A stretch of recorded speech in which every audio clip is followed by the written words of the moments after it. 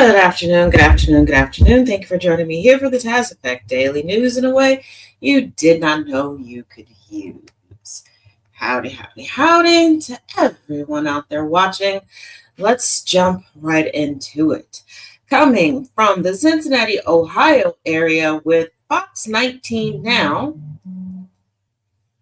ICE agent arrested, held on no bond order at prosecutor's request. A U.S. Immigration and Customs Enforcement ICE agent is under arrest and held on an order of no bond at the request of Hamilton County prosecutors, according to a prosecutor's office spokesperson. Samuel Saxon, 47, of Cincinnati, is accused of putting a woman who lives with him in a chokehold and causing serious physical harm, court records show. You shouldn't be shocked. You shouldn't be shocked. They love to tell you about domestic abuse statistics within the NFL, but they don't like to talk about it within police departments, and especially in this poorly vetted ICE force. Because when you're allowing people to just run rampant and do whatever the hell they want to do in the streets, what makes you think that they won't try to do that at home? Cincinnati police arrested Saxon over the weekend on charges of felonious assault, strangulation, and domestic violence. His attorney declined to comment on Monday afternoon. Fox News Now also reached out to ICE officials for comment Monday and the status of Saxon's employment, along with his current job title, but no one responded. I bet they're not going to follow. They're not going to fire him. He's doing exactly what they hired him to do. And white women, if you thought that, because he's white, if you thought you were going to be safe because you're white, they hate you the most. Would say, I hate to break it to you, but I don't. I don't.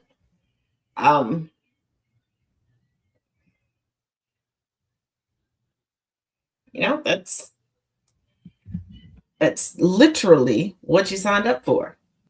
You like it? I love it. Now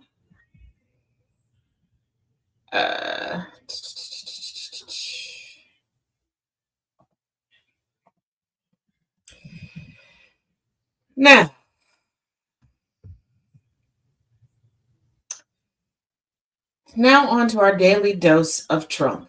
Unfortunately, Trump defends economic record at Pennsylvania rally amid frustration over rising prices. Remember, during his race to POTUS Mountain, he kept talking about he was going to bring affordability back, affordability this, affordability that. And then he switched up and said that affordability was a Democratic hoax, that it was unattainable. Now let's get into what he recently said. As of yesterday, President Donald Trump tried to reassure Americans that the U.S. economy was healthy at a campaign-style rally on Tuesday as Republicans brace for a tough fight to hold control of Congress in next year's midterm elections. Speaking at Mount Pocono Casino in northeastern Pennsylvania, Trump argued that his economic policies, including his imposition of widespread tariffs on imports, are creating jobs, boosting the stock market, and attracting increased investment in the United States.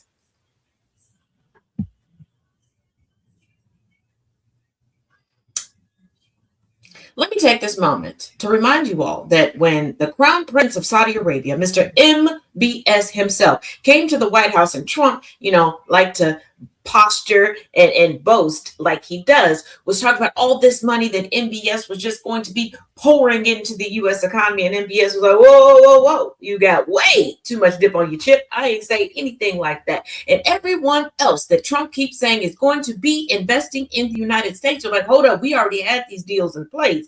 And as a matter of fact, we're thinking about rolling some things away because of what you're currently doing. But let's continue. I have no higher priority than making America affordable again, Trump said. So is affordability a Democratic hoax? Is it unattainable, or is it a gift from Trump? I guess it depends on the day and the time of day. Government data shows that job growth has slowed during Trump's second term. Unemployment has risen to its highest level in 4 years, and consumer prices remain high. Overall, the economy's growth has rebounded somewhat after it contracted during the first few months of the year. Trump took credit for bringing down gasoline and energy costs and the price of eggs. He was quick to blame his predecessor in the White House, Democrat Joe Biden, for high prices on other goods, even though he has now been in office for almost a year.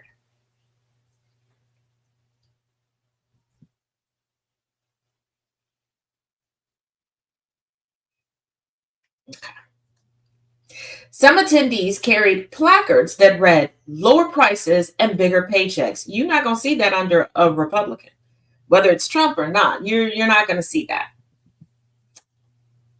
Trump suggested, as he has before, that Democrats are manufacturing a cost of living crisis for political gain. But he also said he agreed that prices are too high. Now, please explain to me how the party that is not in control is manufacturing anything for political gain. How would they do it when they have no power?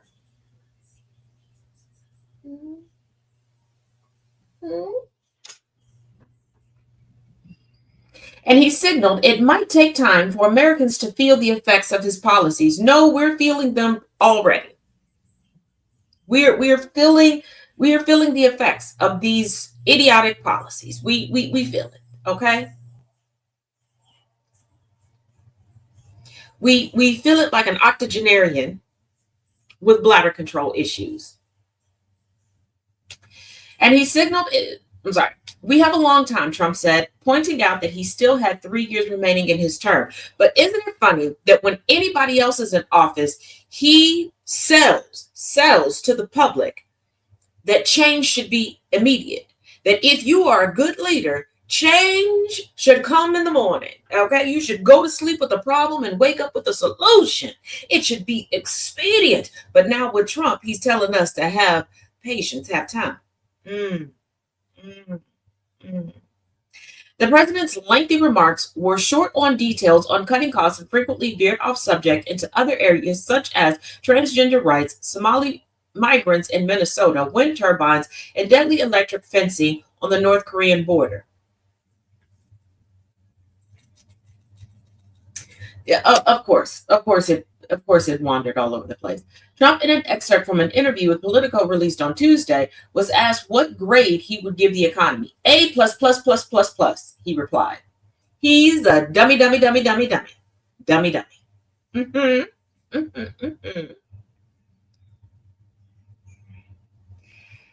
Oh, okay. Oh boy. What is this coming in now? Great. Hot off the wire. Trump says the U.S. has seized an oil tanker off the coast of Venezuela. Why are we seizing oil tankers? Yes, Nightbird.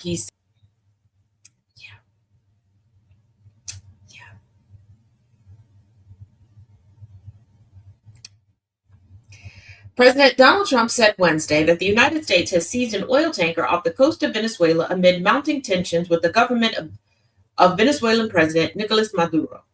It's the Trump administration's latest push to increase pressure on Maduro, who has been charged with narco-terrorism in the United States. How? He hasn't sent anything over here. Nothing has been sent over here. And what does an oil tanker have to do with drugs? And if the problem is drugs and drug trafficking and narco-terrorism, if you will, why do we have a convicted drug czar as the pardon czar right now? Why are we handing out pardons to people who siphoned more drugs, record numbers of drugs into the United States? And once again, what does an oil tanker have to do with drugs?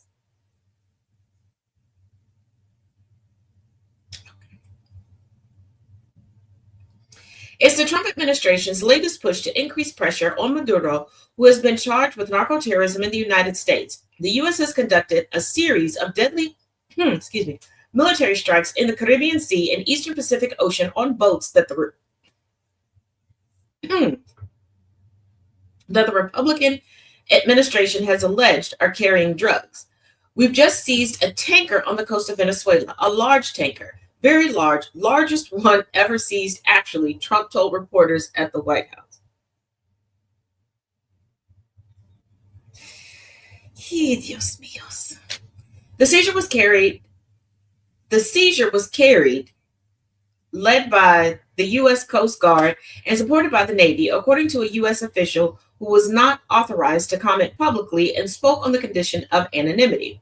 The official added that the seizure was conducted under U.S. law enforcement authority. Venezuela has the world's largest proven oil reserves and produces about 1 million barrels a day. Have you connected the dots yet? Have you connected the dots as to why we have a problem with Venezuela? Why Trump doesn't like Maduro? Hmm? Hmm? It's 1 plus 1 equaling 2 now. Mm-hmm. Locked out of global oil markets by U.S. sanctions, the state-owned oil company sells most of its output at a steep discount to refiners in China.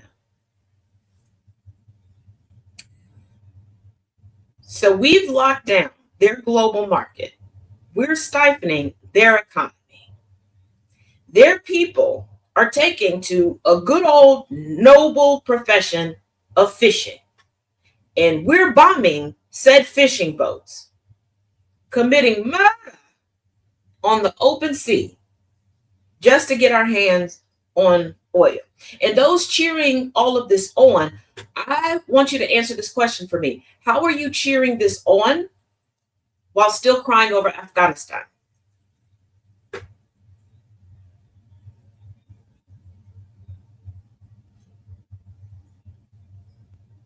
Mm.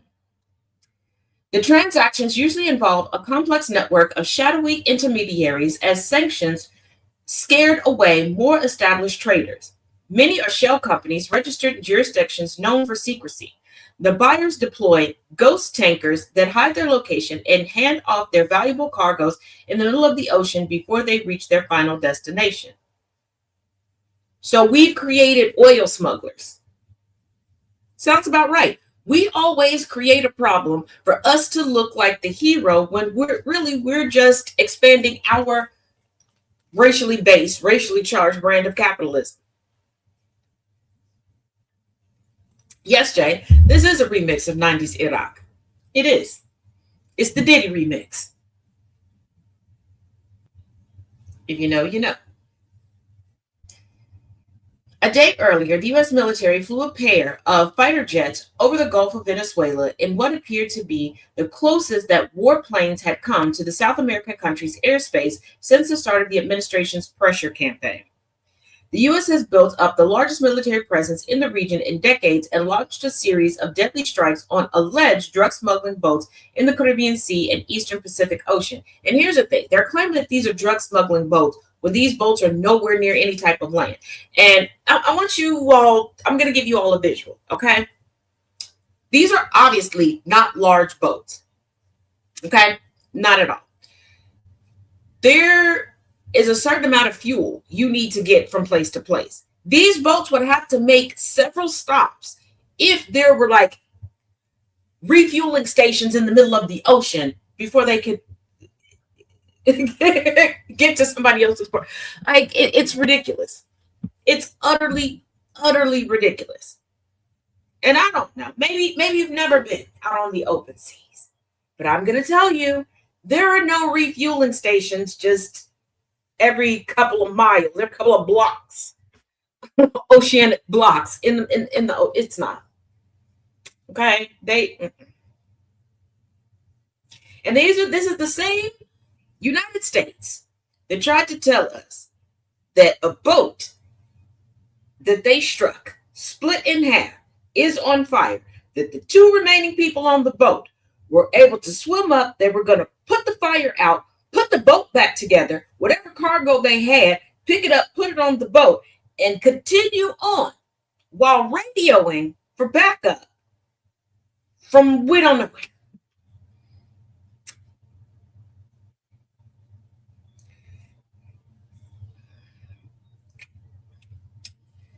You know, who nobody nobody has a better imagination than the current administration at the helm of the United States. Oh, I don't need to listen more than yapping. Why are you here? Please explain to me, people, why you choose to be a troll, why you choose to go where you know you don't want to be. Enter said space, which alters your algorithm, and then comment, which tells the algorithm this is where I want to be. Like, what was the point? If you don't like something, you go past it. That's like saying, I can't stand liverwurst. Let me go to the store that only sells liverwurst and tell every employee there that I don't like liverwurst.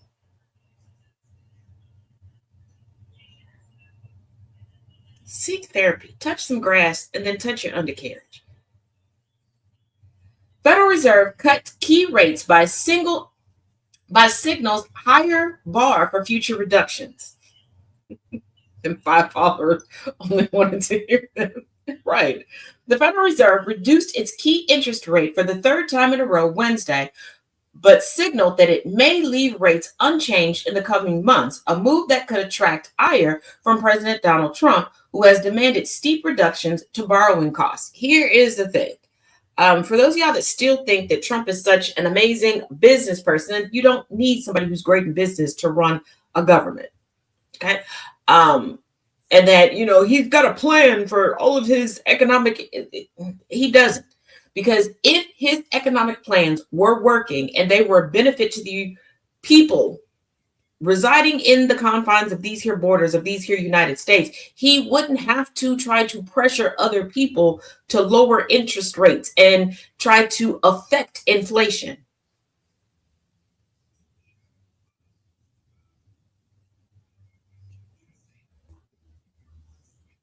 Let me put it to you like this. If I say that I am the greatest house painter to ever live, and I come out to your house to paint your house, I can't just take the paint and throw it onto your house and then go, no. It would look better if Mother Nature, when I threw it, would have picked up the house and rotated it really quick. And if the people who installed the windows, would have covered those windows for this event.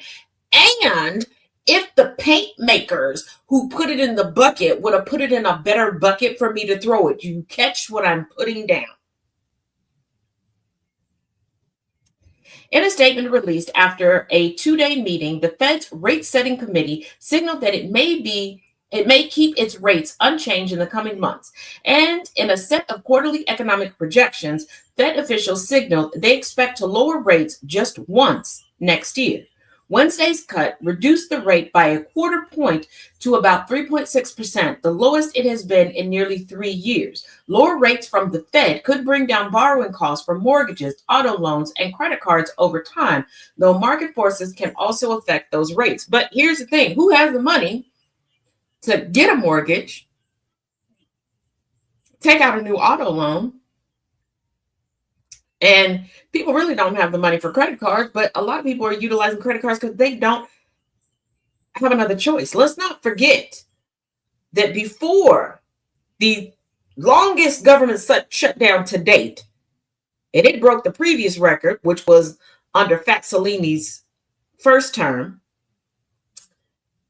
that a multitude of financial organizations were targeting the military and government employees to convince them to take out loans and to use credit cards.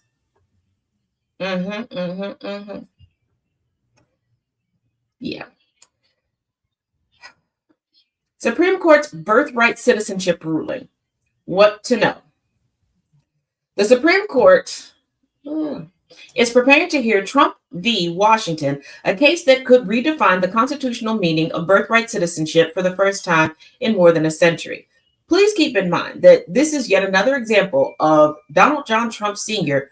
boy bossing, or they bossing, way too close to the sun, because this would affect him. This would affect his immediate family and him directly, and potentially his eligibility to be the commander-in-chief for the United States.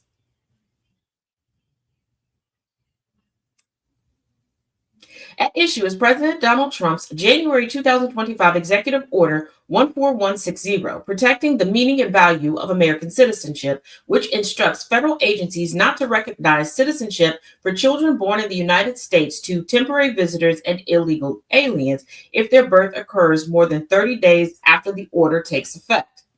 The court's decision will determine not only the legal status of children born to undocumented or temporary status parents, but also the constitutional boundaries of who belongs in the American political community. Here's the problem. Our economy, there's a big portion of our economy, well, there's a portion of our economy that is heavily reliant on migrant workers, meaning people who for short periods of time are able to legally be here and work in the United States. They pay taxes, they do the jobs that a lot of people don't want to do, especially when it comes to the agricultural industry, okay? So you're telling me that if there's a woman or a someone able to give birth that wants a family, has no problem working here and living in their home country, it's just there are a lot of people who have seasonal jobs to get a little boost in income around the world. Okay. So if they're with child, they're like, oh no, sorry, boss. Can't make it in this year to help you. I know I'm one of your best workers, but I don't want to risk having my child over there. Not to mention, are we forgetting the revenue the doctors would get, hospital? Like, we really like shooting ourselves in the foot economically for the sake of racism and bigotry. At stake is whether a president can unilaterally narrow the citizenship clause, an action that multiple lower courts have said contradicts more than a century of precedent. The ruling will shape immigration policy, define the limits of executive power, and decide whether the United States continues its historically broad interpretation of jus soli, Latin for right of the soil, the principle that a person becomes a citizen simply by being born within the country's territory. The alternative is a significantly more restrictive model that could alter the nation's demographic and constitutional landscape for generations. Here is the thing. Here's the thing. Here's the thing. This is the slippery slope, and I'm going to tell you why it's a slippery slope. Because when the Constitution was created, those indigenous to these lands was not consulted. They are not being consulted now. If we're going to talk about determining citizenship based upon who is born here, we can say, if you came here of your own free will and gave birth, anyone born under those parameters is not a citizen. Are you following me here? Those forced onto these lands and subsequently giving birth could easily be determined as having citizenship. But you also have to take into account all of these people who are now pulling the ladder up behind them, even if their lives amount to virtually nothing, that are the product of immigration. And we have to reconcile with the fact that some people immigrated here by choice. Some people immigrated here by force. And quick caveat before we go further, because I'm tired of this conversation coming up every 2 to 3 business months on social media. Stop buying into the utterly divisive lie that people from the continent of Africa just wash their hands of those family members and friends that were stolen from that continent and placed into chattel slavery. There were people writing letters, petitioning royal families. There were people who sent out search parties. There were people who paid bounties and who paid ransoms in the hopes of getting their family members back. There were people who did get family members back. There are families on the continent of Africa to this day that still weep and mourn and know the names of their family members, their ancestors that were stolen. I'm going to need you all to stop making villains out of victims. And speaking about villains out of victims, have y'all forgotten that Curtis Jackson, aka 50 Cent, is a proud card carrying Trump supporter, a domestic abuser, a revenge porn connoisseur? He is the rap version of Brian McKnight. He loves the kids as long as the mother of the said child allows him to rape them. Y'all sit here talking about, you want to know my level of petty, despicable, demonic? Huh? What? Mm-mm. Mm-mm. Y'all are too quick to forget who somebody is and what they stand for. And 50 Cent is not a hero for this documentary. Neither are most of the people that I'm noticing are being featured in this documentary. Just like with the R. Kelly documentary, you're applauding all these people who knew from the start that abuse was happening and they sat quietly. And before you go, well, nobody would have believed them. Soon as they decided to open their mouth because they could no longer hide, everybody believed them. They could have spoke, especially the men involved, the men who said nothing, the men who stood back, and the men who carried out the actions. I do not care if you decide now to say, hey, Diddy hired me to kill Tupac. Why did you do it?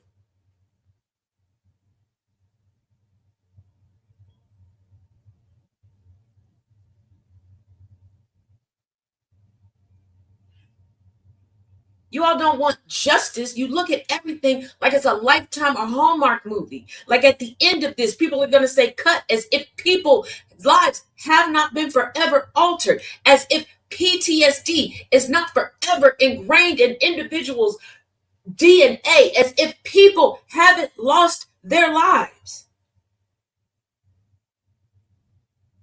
And let me say this, and let me be absolutely clear.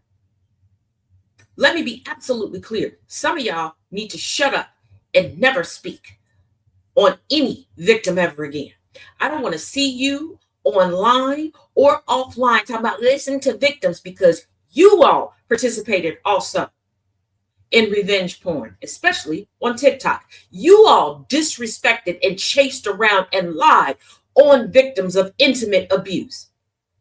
And you did so to protect people that you're not even friends with anymore. You did so to try to protect the reputation of people that destroyed your reputation in the end as well. You still haven't offered apologies. You still haven't publicly told people that you lied or that you got it wrong. So I don't want to see you pretending to be an advocate for victims.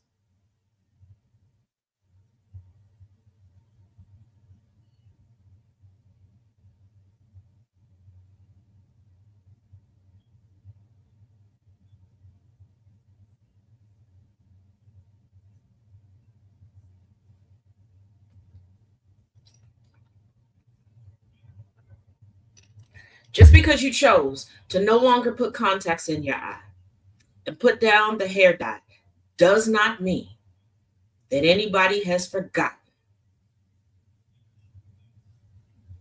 that in order to save face for Rachel Dolezal that ended up, actually two Rachel Dolezals straight from Timu, that ended up being the end to a vision that you had, you attacked two victims of sexual abuse. One, you helped chase from platform to platform to platform.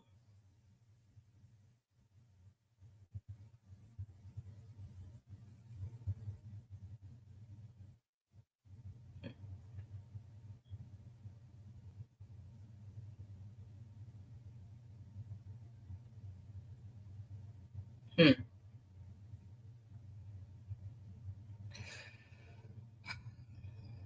Moving along back into politics. When I told you all that people are over Trump and the MAGA faction of the GOP, I wasn't joking, because you cannot flip all of these seats. You cannot turn all of these elections this expeditiously without assistance from all sides. Democrats flip Northeast Georgia State House seat, pulling off special election upset. Democrats gathered a Northeast Georgia House seat during an off year special election Tuesday in the latest sign of their growing momentum in the state.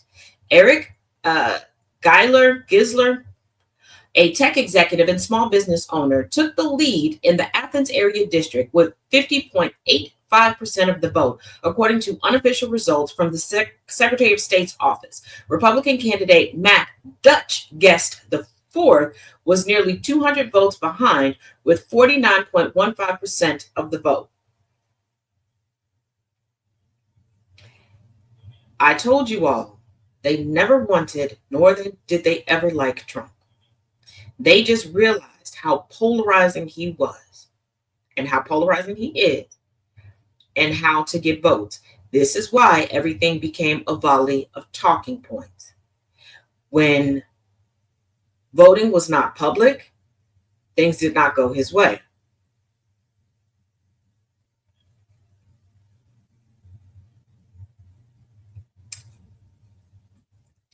And they are looking for how to get rid of him and that faction. No different than when the last most notable faction came up. The Tea Party, when they outstayed their welcome, yeah, they started to draw back from them too.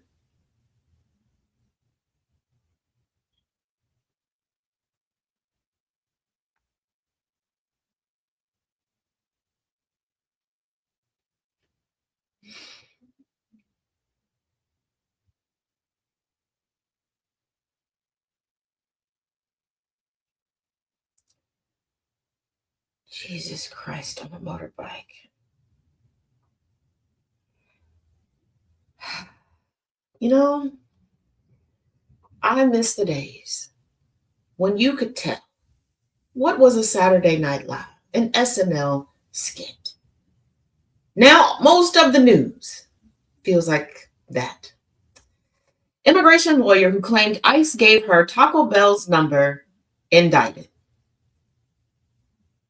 Let me repeat that because I don't think y'all got that. Immigration lawyer who claimed ICE gave her Taco Bell's number indicted.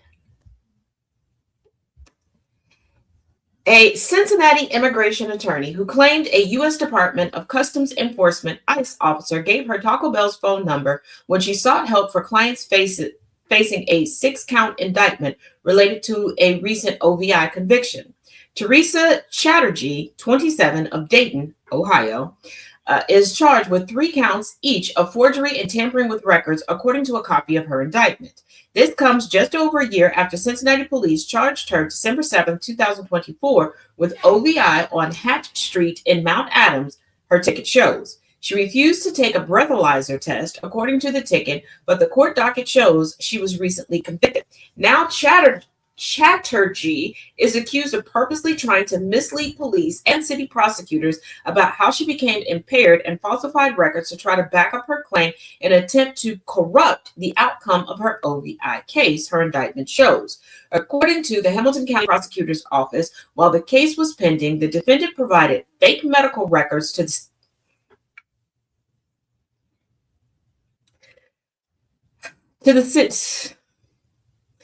city prosecutor's office in an attempt to claim her impairment was due to a date rape drug.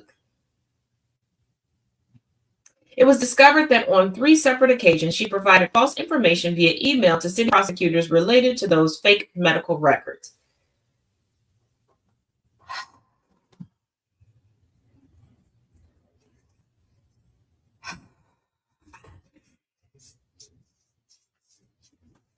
I have nothing.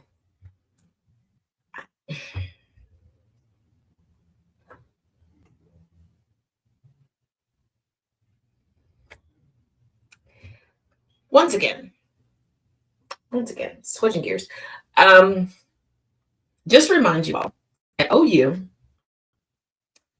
Whereas Samantha Fulnecki decided, you know what, I'm going to make mediocre my whole personality.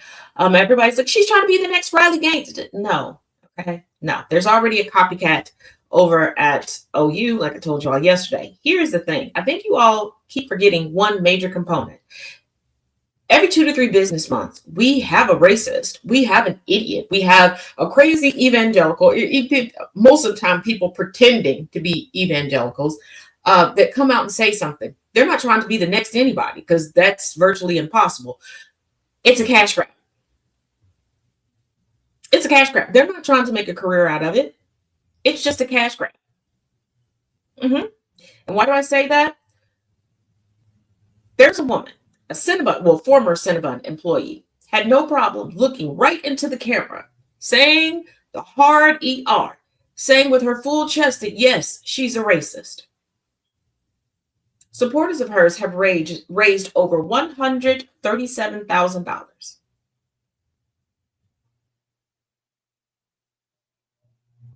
That's why. That's why. Because you do realize that, when they get on Fox News, a lot of times they're paid for those interviews. When they go on these podcasts, a lot of podcasts pay for guests to be on there. When they realize, oh, I'm not going to be good at anything else, or I really don't want to work anymore, or I want to take this vacation, or I want this upgrade to my home. This is what they do. Just like the young lady that Lily Gaddis, it was like, oh, she got demonetized off of YouTube. Do you know how many times she's been demonetized off of platforms? She'll take a little break, then she'll have a resurgence. She'll have a windfall. When that money dwindles down, she'll pop back up. There are quite a few of them that are like that.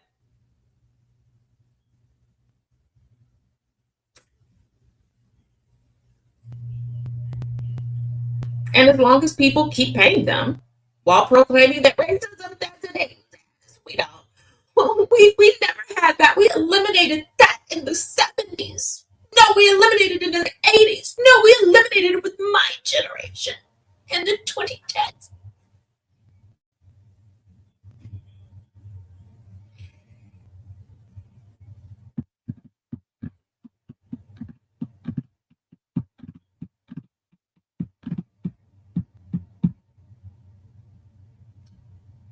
But yeah. These people aren't trying to make a career out of it. They just want one big windfall because they've watched people empty out their pockets.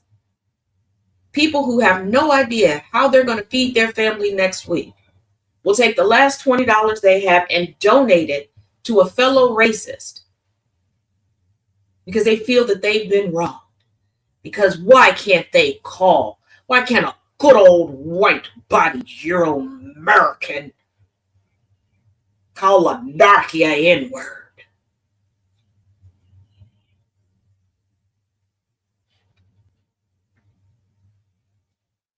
If you think I'm stretching, filthy, dirty, disgusting. Trump once denied using slurs about Haiti and African nations. Now brags about it.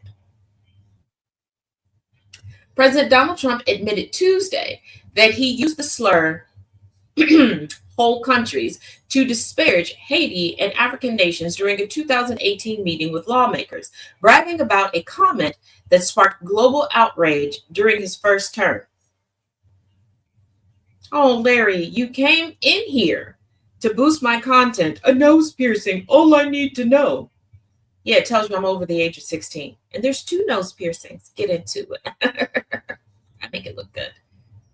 Oh, Larry, you made it to the number 3 gifter badge? Well, thank you for your contributions and boosting the algorithm and ensuring that you'll keep getting notified of my content. Idiot. Back then, Trump had denied making the contemptuous statement during a closed-door meeting, but on Tuesday, he showed little compunction, reliving it during a rally in Pennsylvania. He went on to further disparage Somalia as filthy, dirty, disgusting, ridden with crime. Oh, he must be confusing Somalia with Mar-a-Lago.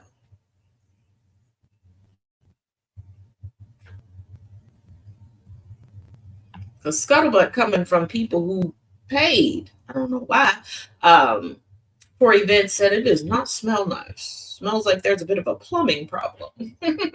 Now, I don't know if that's the building plumbing or Trump plumbing, but pish posh.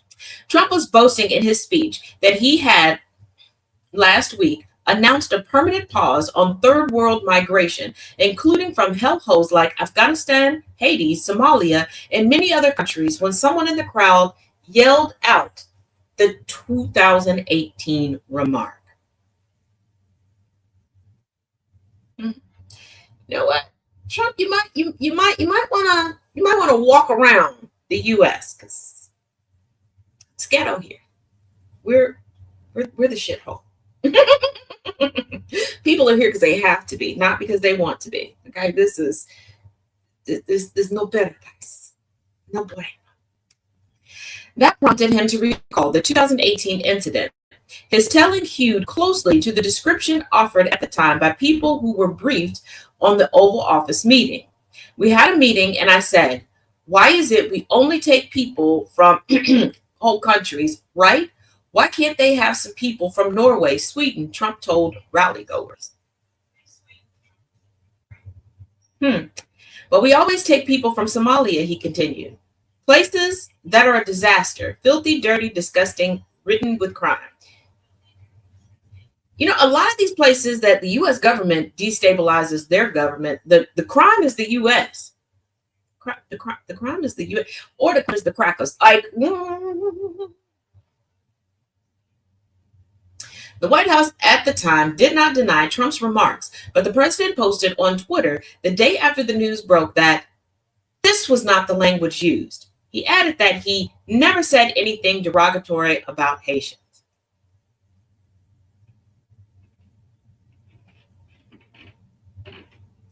All I'm saying is, hey, if you're going to claim that this man speaks it plain, says it like it is, doesn't need interpretation, stop trying to interpret for him. Stop trying to interpret for him. It's that simple.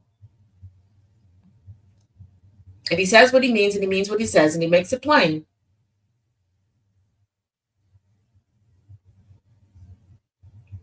but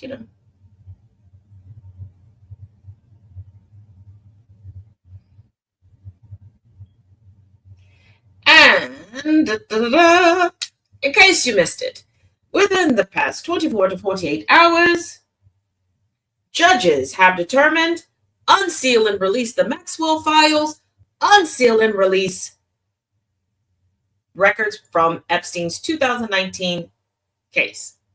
Justice Department can unseal records from Epstein's 2019 sex trafficking case, judge says. Because remember, Trump was like, yeah, we'll release the files, I'll sign it into legislation, and then just sat on it and was like, hey, Pam, petition this court for this petition because he's banking on everything being under the rules of the grand jury. Oh, it's not like that, Batman. Secret grand jury transcripts from Jeffrey Epstein's 2019 sex trafficking case can be made public. A judge ruled on Wednesday, joining two other judges and granting the Justice Department's request to unseal material from investigations into the late financier's sexual abuse. And once again, like I said, they were banking on precedent, on tradition, on how things generally go. They're like, we'll just pretend that we care about the common people. No. I don't know what people were expecting when the head of the DOJ has been knee-deep in this case since its origins. And the stress predominantly of this case, because the DOJ really hasn't been tackling anything else. They haven't been investigating Charlie Kirk getting a quarter necky. Nothing about they did get one conviction with the guy who never took a shot at Trump, but they convicted him of an assassination attempt. They never fully investigated the assassination attempt, in air quotes. So much they haven't done, but This is aging, Pam Bondi. Like, it is a sad day when stress ages the plastic that you put in your body to try to avoid you from aging. Who'd have thunk it? U.S. District Judge Richard M. Berman reversed his earlier decision to keep the material under wraps, citing a new law that requires the government to open its files on Epstein and his longtime confidant, Ghislaine Maxwell. You mean his boss? The pimp named Maxwell. The pimp named Maxwell. Yeah, see, they didn't think about that when Trump signed that into law. The judge previously cautioned that the 70 or so pages of grand jury materials slated for release are hardly revelatory and merely a hearsay snippet of Epstein's conduct. On Tuesday, another Manhattan federal judge ordered the release of records from Maxwell's 2021 sex trafficking case. Last week, a judge in Florida approved the unsealing of transcripts from an abandoned Epstein federal grand jury investigation in the 2000s. The Justice Department asked the judges to lift secrecy orders in the case after the Epstein File Transparency Act, passed by Congress and signed into law by President Donald Trump last month, created a narrow exception to rules that normally keep grand jury proceedings confidential. The law requires that the Justice Department disclose Epstein-related material to the public by December 19th. The court records cleared for release are just a sliver of the government's trove, a collection of potentially tens of thousands of pages of documents, including FBI notes and reports, transcripts of witness interviews, photographs, video, and other evidence, Epstein's autopsy report, flight logs, and travel records. And for the love of all things holy, can y'all stop acting like y'all have the actual flight logs? Some of y'all have never flown on a private plane, and it shows, and that's fine. But stop acting like you do. A lot of these things, and going through and deciphering them, you're going to have a little classism to understand some of these things. And if you don't, that's fine. Ask somebody. Ask somebody that's out of your tax bracket to explain some stuff. And I'm not being facetious. I'm not being mean. But a lot of you all are creating conspiracy theories because you have not lived a life in a certain tax bracket, because you have not had certain experiences. So because you don't understand, you are doing the standard, I need to protect myself and my ego thing and making some shit up.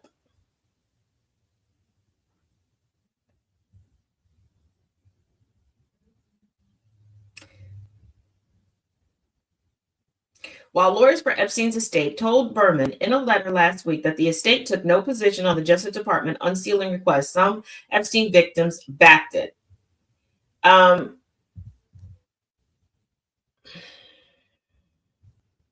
need you all to keep in mind that there were 23,000 emails from the Epstein estate.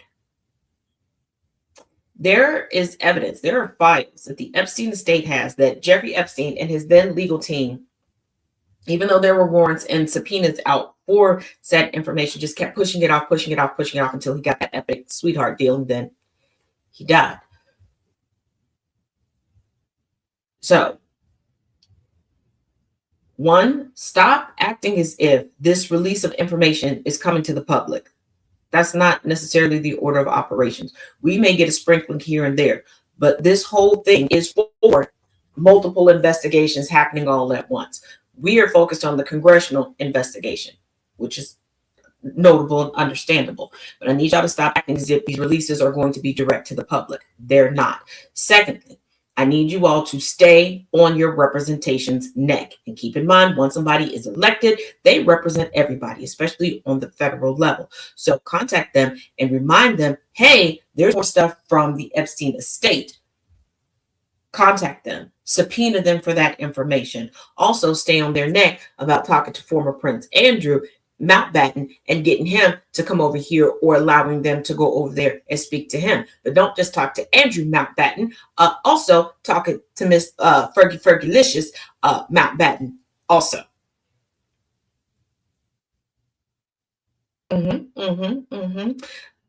Make sure you tell Congress that you want Woody Allen drug in there, because it's already been confirmed that on a regular basis, Woody and Epstein met up. They were bosom buddies.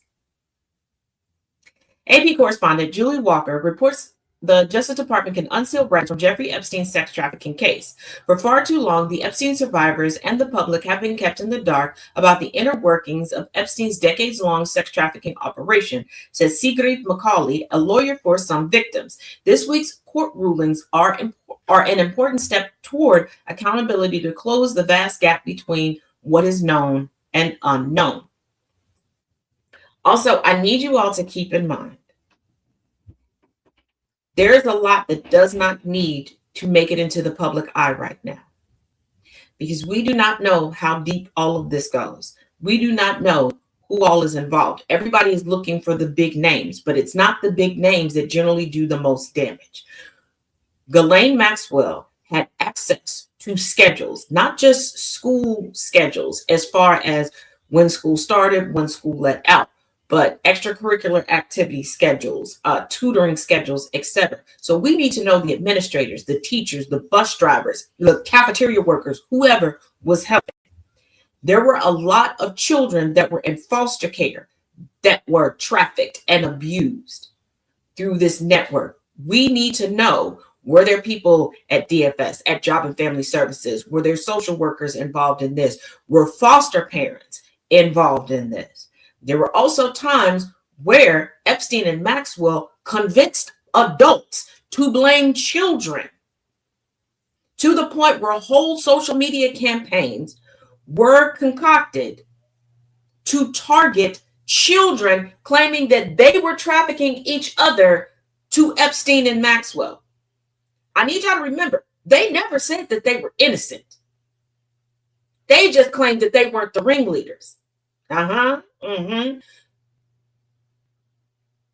So I need y'all to keep your eye on the prize, which is convictions and sentencing. And in order to do that, y'all gonna have to be a lot less nosy, because some of y'all don't want justice. You just want to know what was done to these girls, which is sick. Which is sick. You're trying to get your snuff film fantasy off on the victims.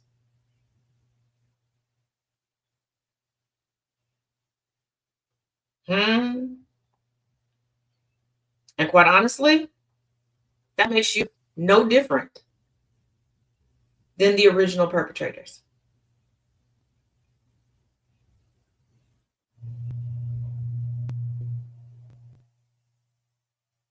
Because when I posted the videos and the pictures from Epstein Island, the amount of comments I had to delete, because people were, I thought that they were going to show this. And I'm like, are you serious? Do better. Be better. Hey, Nana Jen. Like, you all really,